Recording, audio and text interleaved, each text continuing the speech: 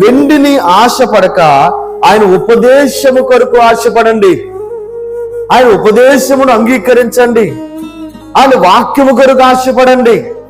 అందుకనే దావీదు అంటాడు, నా దేవుని మందిర ఆవరణములను చూడవలనని నా ప్రాణము ఎంతో ఆశపడుచున్నది అంటాడు. ఏంటి ఆయన ఆశ? ఇంకా పరిపాలన చేయాలి, ఇంకా గొప్పవాడినైపోవాలి, ఏమండి? లేకపోతే ఇంకా నేను పక్క దేశాలను కూడా ఆక్రమించుకొని స్వాధీనపరుచుకొని ఆ దేశాలకు కూడా రాజు అయిపోవాలి. ఇది కాదు ఆయన ఆశ. ఏంటి ఆయన ఆశ అంటే, నా దేవుని మందిర ఆవరణములో నేను గడపాలి, నా దేవుని ఆవరణములు చూడాలి అని ఎంతగానో ఆశపడుతున్నాడు. ఇది ఆత్మ సంబంధమైన ఆశ. మీకుందా ఈ రోజున? దేవుని సన్నిధి అంటే ఆశ ఉందా? దేవుని వాక్యం అంటే ఆశ ఉందా? ఆయన ఉపదేశం అంటే ఆశ ఉందా? ఏమండి, గమనించాలి.